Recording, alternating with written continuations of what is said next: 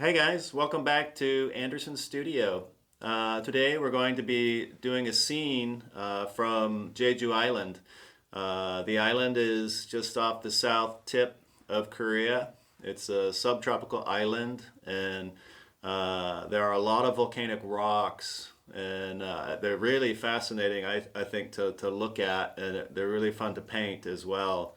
So get your paper tape down, get your coffee brewing, and let's get into it.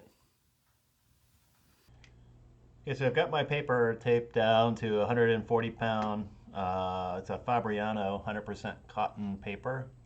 And my drawing in there, I spent quite a bit of time with the drawing, and making sure I get the rock shapes correct and whatnot. Colors, I think it's a good idea to make large color swatches of your color and hold it right up to your paper and see if that's the right color you want to use. Looking at a very small paint swatch is sometimes not easy to know the color. You know, same as if you went to a paint store and you're going to paint your house, you get the little chip of paint and then you paint your room and I don't like the color. So a larger color swatch is good. And then comparing some of the other color combinations, so the neutral against the green, or checking what it's going to look like against some of the greens in your painting. So this is a really easy way to sort of check before you paint on your paper and get ready.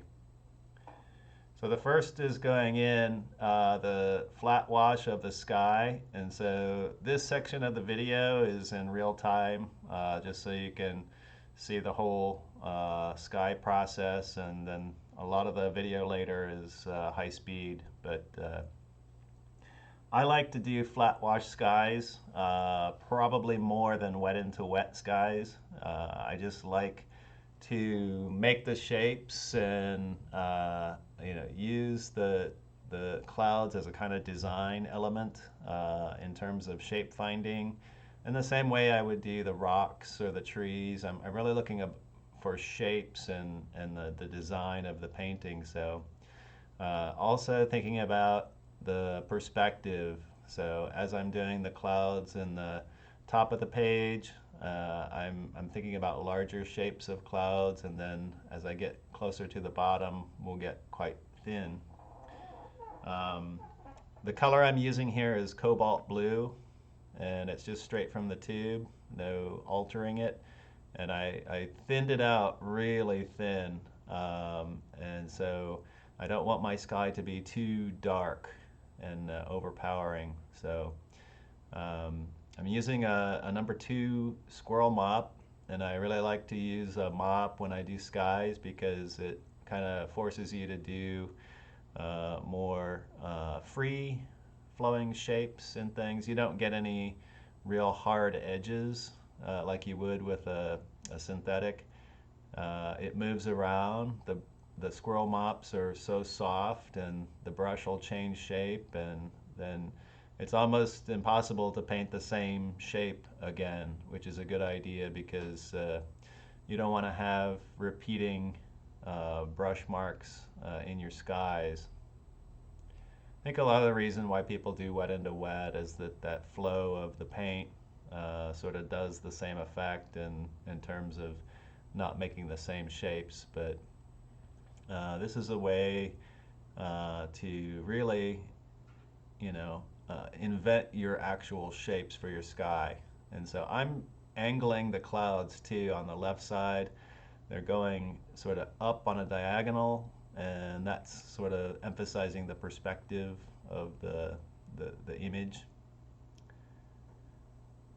So as I get also to the lower part of the sky, the blue is going to get a little lighter. So at the top, it's more full intensity, and as we get to the bottom there, I'll let my brush a little bit run out, and I'll just add a little bit of water to it. So um, you can see I'm thinking about where I was going to go with that. I do have pencil lines in my sky. I think you can't really see them very well, but There's some light pencil lines about the general areas I want my white of the paper for my clouds. And after this dries, I can erase those pencil lines. So I'll use a kneaded gum eraser, and you can just sort of, lift out most of your pencil lines when you're done. So I really do think it's important to know exactly where your clouds are going and what sort of patterns they're going to make. So they're adding some water to my brush and lightening up the cobalt blue, so when I go to the far horizon line, it's not so strong. The mop's also good because of that horizon line. We don't want it to be a crisp, hard edge line that you would get with a synthetic brush. You want it to be a little bit, not perfect. It needs to be, completely horizontal, but not, ruler straight. It's going to look odd if it is ruler straight. It'll look cut off from the rest of your painting. So I'm lifting out some of the little pools of color. Of course, this cobalt blue is a granulating color, so if you leave those pools, you're going to get little sparkles of cobalt, which is nice for some areas. I use it in mountains and things, but I didn't really want it in my sky.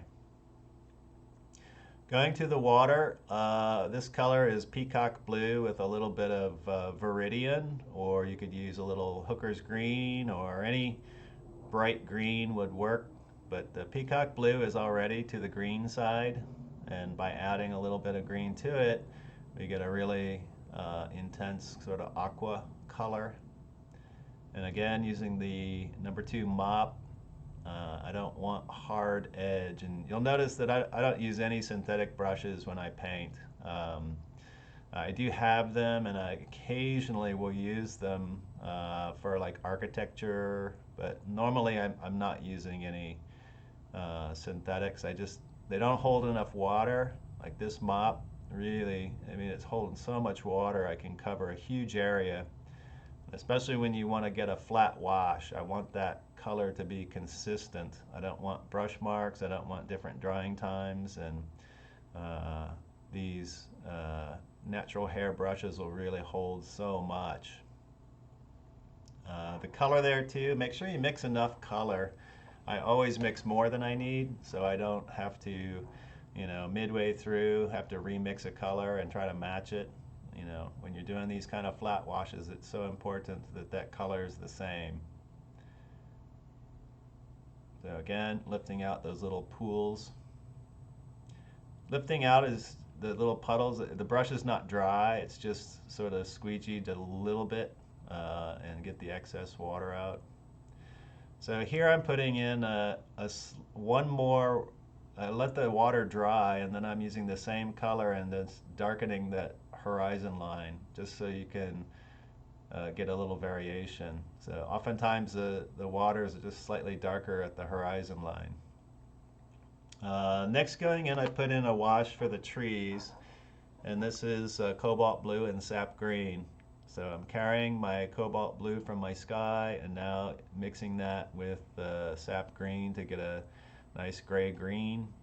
And just the first cover here of the foliage, I'll actually go over it about 3 times, but the first wash is just getting into the shapes and filling in all of the tree areas.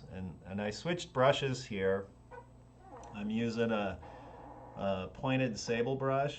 It's a number 7 size brush, and it's a Kolinsky Sable, and so it really holds a lot of water, but it also has a fine point, so it's exactly what you need for this kind of work. Some of the detail of the tree branches or the sharp edges of the foliage, and then we need to be able to throw in some larger wash areas at the same time, so while it's still wet. So this brush enables you to do that. That's a Winsor & Newton Series 7. It's probably my favorite brush besides the mops I use. I love the Squirrel mops too, but the Kolinsky Sable is really tough to beat. I've tried synthetics and they're okay, but they just don't match the performance that a Kolinsky will.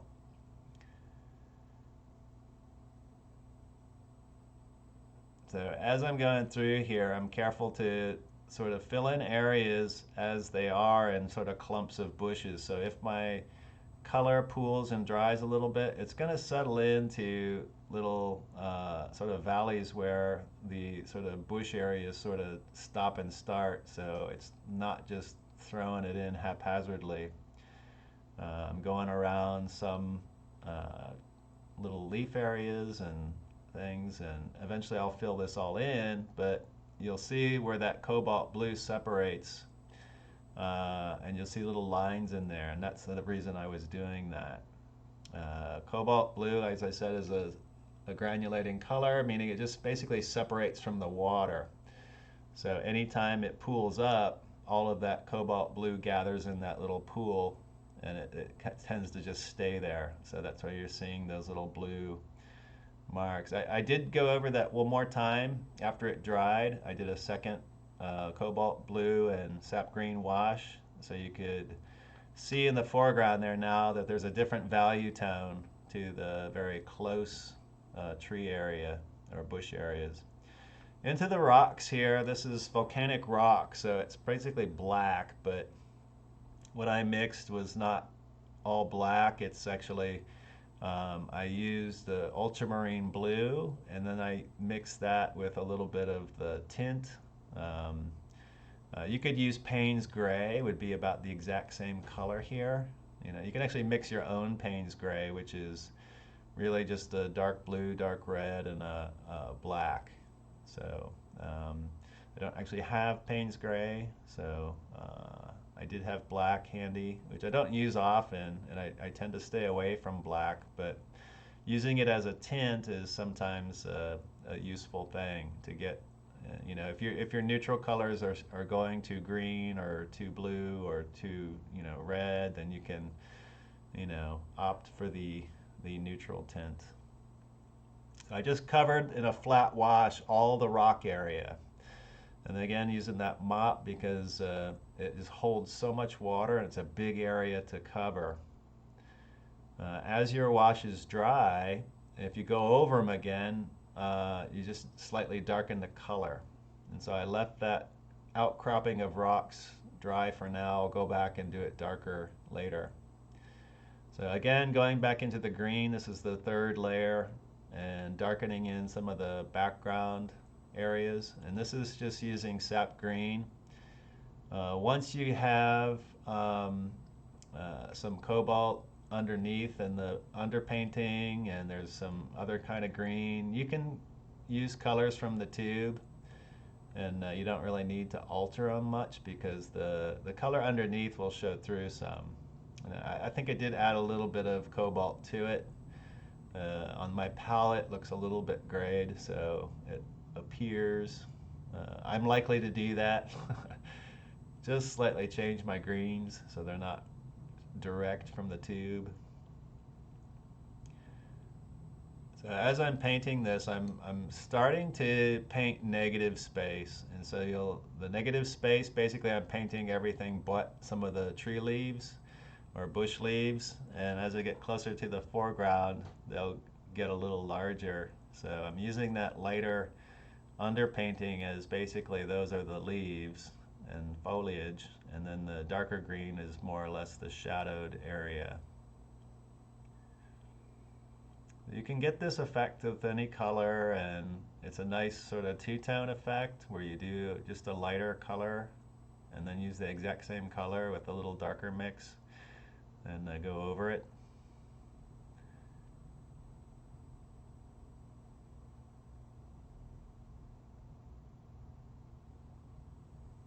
So at this point, you know, even though I've painted for a long time, there's always some point where you're deciding again and reevaluating and deciding if you should change something. And so that's the area where I was right about here, and really deciding if I was going to go more strongly with a lot of shapes. So I ended up with a sort of like a comic book almost, this kind of two-tone or three-tone kind of. Also, maybe I'm thinking in terms of the old wood block prints, the old Japanese wood blocks that they did in like Hokusai. You probably know the famous, the wave, where it's just a giant wave. But most of those woodblock prints were done in this kind of process with like a two-tone or a three-tone of the same value. And there's not really any blending or modeling. So everything is about shape finding and making the design by areas of color. Now, I'm not one who really likes to blend. And this whole painting, there's very little wet into wet. It's almost all flat wash and just making shapes, filling them in. That's the style of painting that I quite enjoy. I do like wet into wet, and I sometimes do that too for areas, but there's something I think interesting about creating the design. And after all, a painting is just a design of color and shape. So enjoying that, creating the shapes and making your design, enjoy the color. And don't always feel like you have to paint, the grass green and the sky blue. There are many paintings where I didn't do that. I switched up colors. So again here, painting the negative space, it's nice to have this kind of push-pull where a shape is dark or a shape is light. And so by painting the background area around some of the foliage, you get a different feel. So I'm going in with a little darker color into the foreground shadow areas.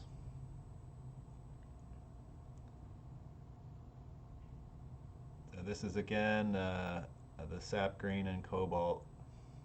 Just some touch up in there. Get a little darker, a little deeper.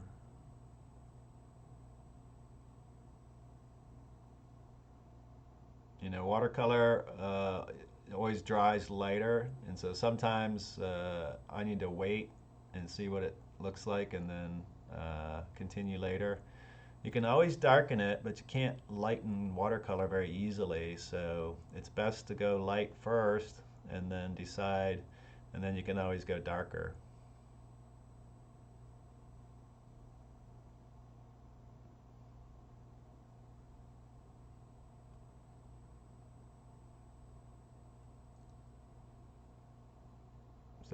The tree branch too, or the tree trunk there, it goes from a light against the dark in the bottom and it goes up to a dark against the light in the sky. So that kind of transition is a little more dynamic element than just painting a silhouette of that. Here I've altered my green with a little bit of purple. And so it's a touch of purple or violet into my sap green to get it a dark. And I'll actually use some really dark mix down in the very lower right, lower left corner. It's because there's so much green that you kind of get overwhelmed with green that you need some sort of rest. So you can see there's kind of a blue wash going in there, and then later there'll be some purple going in there.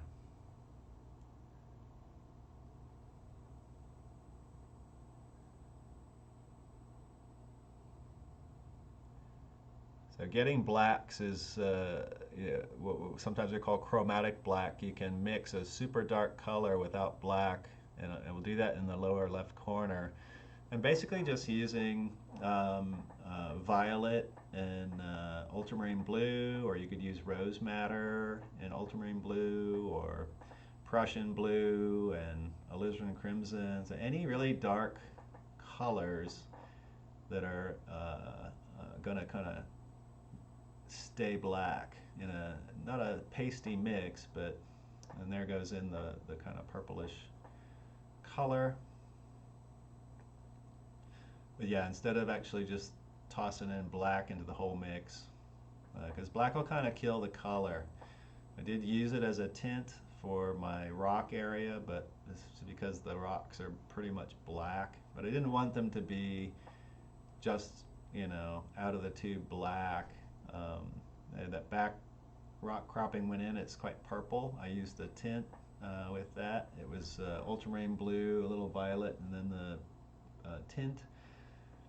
Now going into here, this went in really bright at first, and I'll end up lightening this up a little bit. But I really wanted a glowing, kind of brighter moss color, and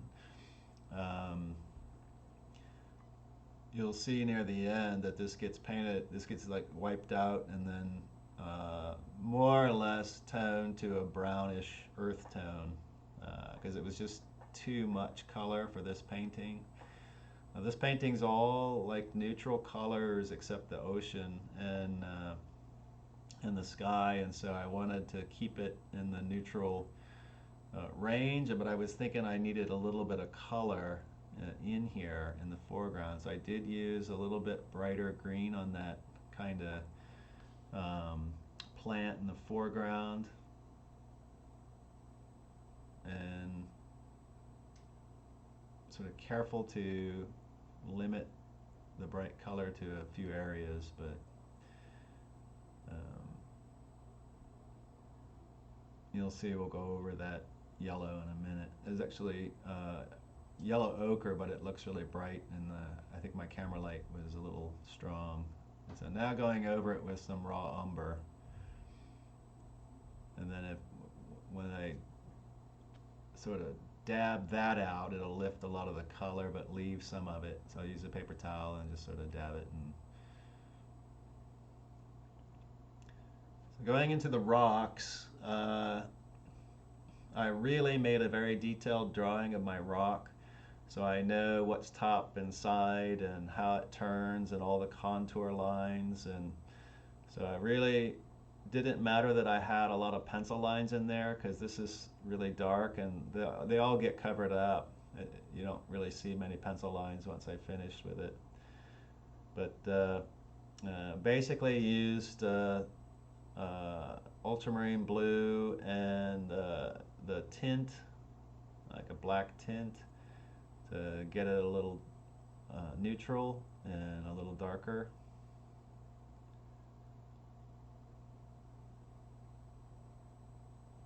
So I was trying to just use some of my lines.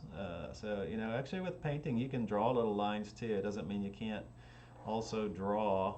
So it's sort of like a painting, drawing, whatever emphasizes the shape that you're painting. So sometimes a line works better than a brush stroke, and sometimes a shape of color that follows the contour is a good way to show that shape. Rocks are actually really fun to paint, and there are so many different facets to it. But if you get the general, three-dimension of it, close enough, you can really do whatever you want, because nobody knows what that rock looks like in reality. So you can take some kind of liberties with it. And I did a little bit. I added what's a little bit more looks like lava flow, like, little oozing down and then solidifying. So that wasn't there. I added. You'll see at the end of the painting. But I was enjoying the mark making too. I was thinking in terms of, like I said, those old Japanese prints and old sort of Asian style ink painting of rocks and things, and it's a very stylized way. The whole painting is very stylized and simplified to basically shapes and contour and mark making. Van Gogh loved that too. If you looked at some of Van Gogh's drawings, you can see he was really aware of the contours of the land and trees and rocks and everything. He was really looking at that. And it's kind of the way a sculptor might look at something, or a painter, how they're going to paint around the turns. And actually feel that surface.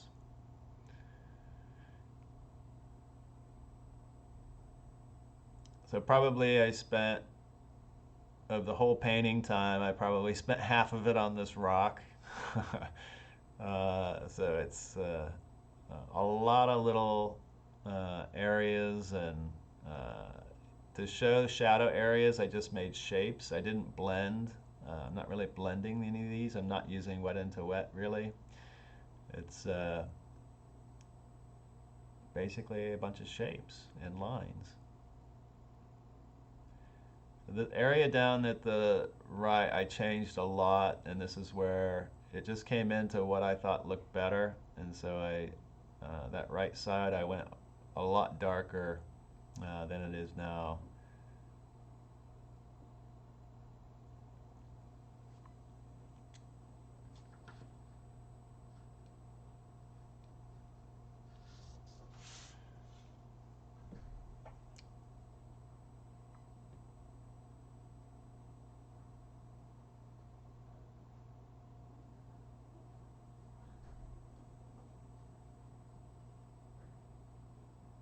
I didn't mention earlier, back in the way background, there's a little island back there.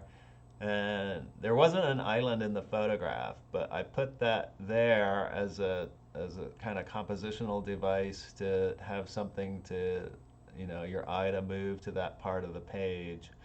So the island is at the sort of diagonal. If you follow the clouds on that diagonal down there, and then to the rocks in the foreground, and to the foliage to the left, and the tree goes up to the sky, and it's a sort of circular kind of pattern here. And if I didn't put anything in the horizon line, maybe it's okay, but I think it adds a little kind of balance to the whole composition. And then that island color was a really sort of grade neutral. You don't want to use the ocean color darker, because it will just look like a lump in the ocean. And you don't want to use the sky color, because it will look like you made a mistake in the sky. So I used a little slightly more neutral color. So here a little more blue is going into the shadow side, where it's not getting a lot of light.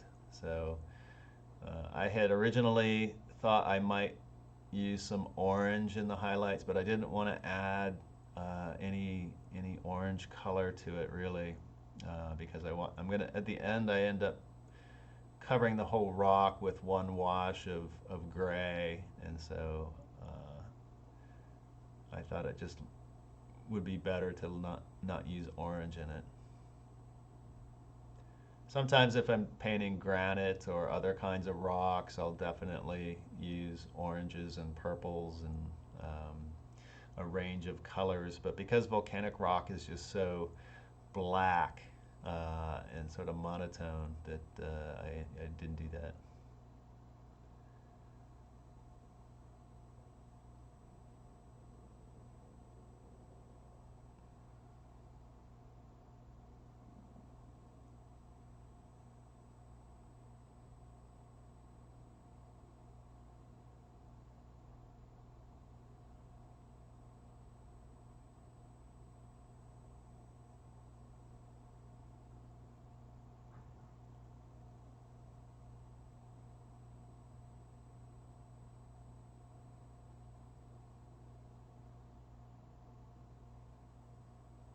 So here's where I started changing that right side, and it went through quite a number of changes.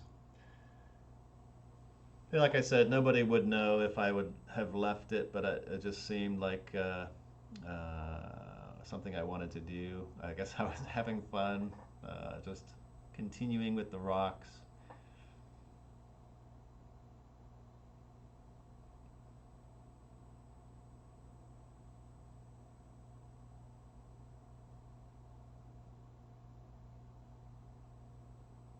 So a good thing to do is, if you're going to do a painting, maybe you do this one or similar, is that practice rocks on a, test paper, and, get your three-tone wash, and make sure you let it dry between the different value ranges. So doing a light wash and then let it dry, and then come in with some shadow shapes and let it dry, and then go in with your almost black sort of detail and little dark area work.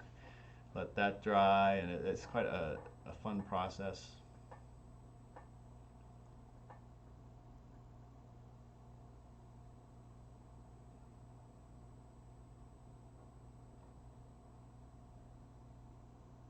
So the lava is actually really different around the island. There's parts of this island that have these little like bubbles of lava, and several of them. It looks like that bubble wrap, but all black bubbles on a beach, and there's just hundreds of them all together.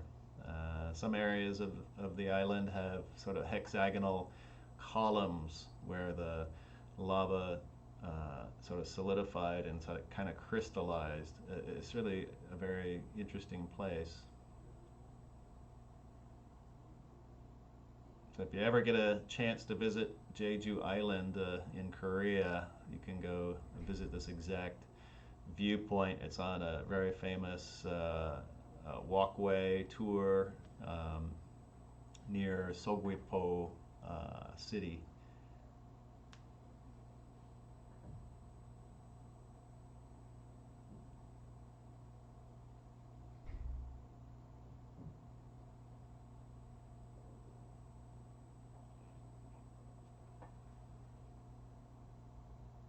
So as usual, near the end of a painting, there's a lot of little detail and checking and slightly adjusting. And I did know at the end I would completely cover the rock with one final wash, but a lot of this detail work was more about composition than it was about the rock, and thinking about what would be an interesting design to look at, because as I said, you can just take liberties with rock and take stuff out, add stuff, as long as you understand the concept of the lights and darks and different edges and tops, bottoms, and sides of the rock.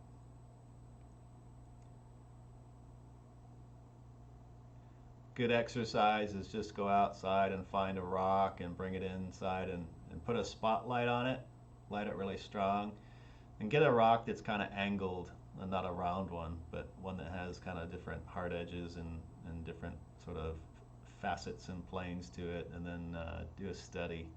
That's a really good exercise in looking at the contour lines and direction changes of the side to the top to the back, and it's really good practice.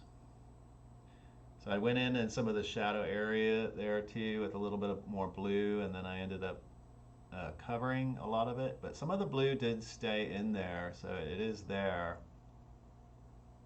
When this all dries, you can see a hint of blue in there.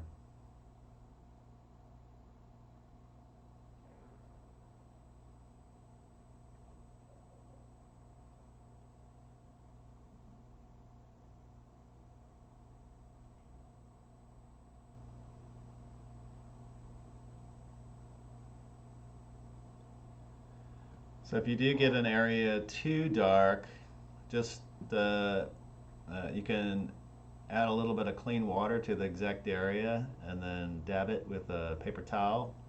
If it's dry, you can still try the same thing. You can get that area wet with some clean water and let it sit for just maybe about 10 or 20 seconds, and then dab it off with paper towel. And you can really lighten up the value, and you can do that a couple times, but you don't want to really scrub the paper. You just want to get the paper wet with the brush, lightly get it wet, let the water soak in, and then dab it.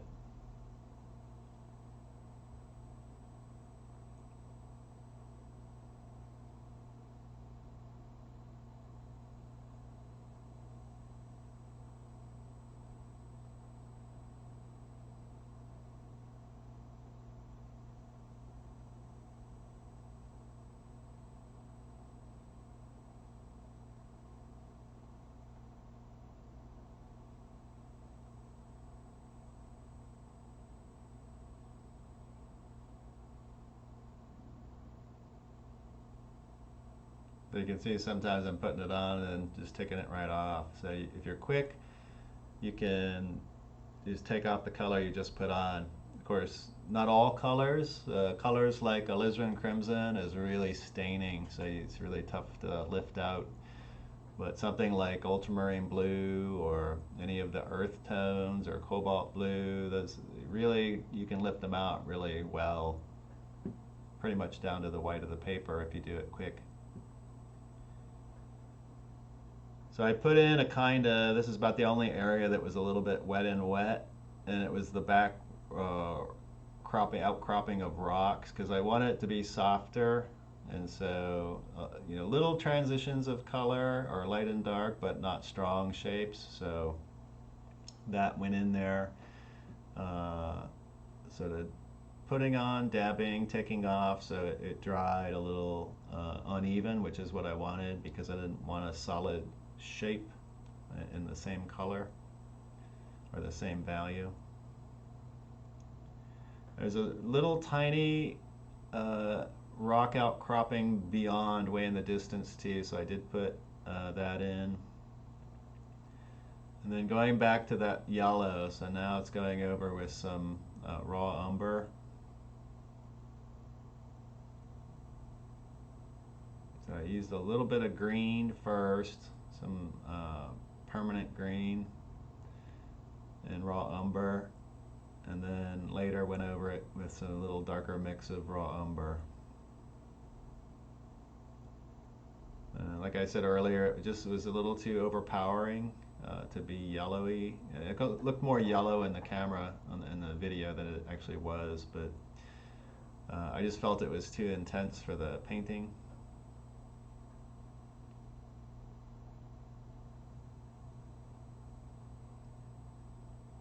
There was some odd, like, moss sitting along the contours of the rock there, so I tried to get some of that in there.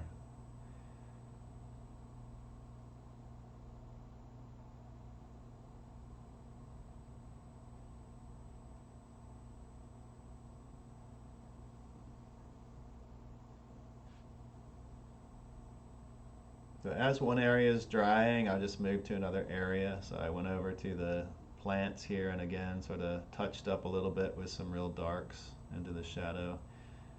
And nice thing about this kind of painting is that you can always do this. You can jump to another area and work on that because the other areas are all dry. If you're working wet into wet with everything, then you don't have the luxury of time to spend time on one area and then go back to a different area. So I had put in a little rock outcropping and it wasn't quite right, so I blotted it out, and then I want to make sure that that line was in there correctly so it looks believable. The last sort of step here was this flat wash over the whole rock, and so just bringing down, I felt like it was just too high a contrast with that super light gray. The rock actually is almost black, so I couldn't paint it black. I needed to paint it a little bit lighter color so you could see it more clearly. And again, using that mop, because that mop's really, I could paint almost the whole area with just that one loading.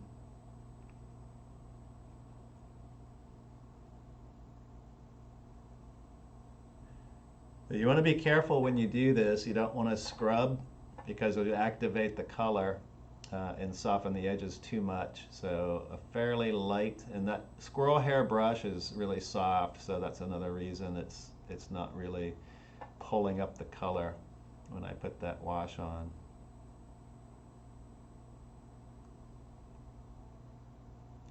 There are a few more things I did before I finished, so you'll see in the final painting a couple touch-ups I did off camera.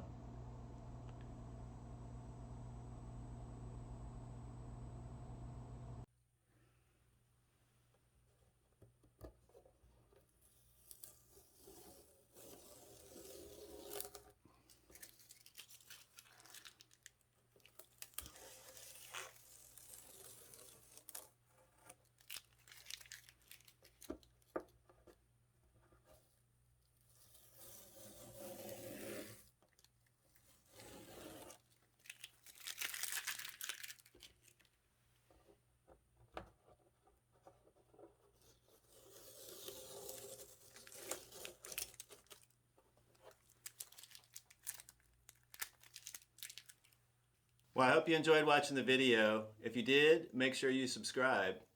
Also, if you're interested in learning more about painting and drawing, I'm going to be rolling out some online courses in basic drawing, landscape drawing, as well as a full course in beginning watercolor and advanced watercolor. So stay tuned.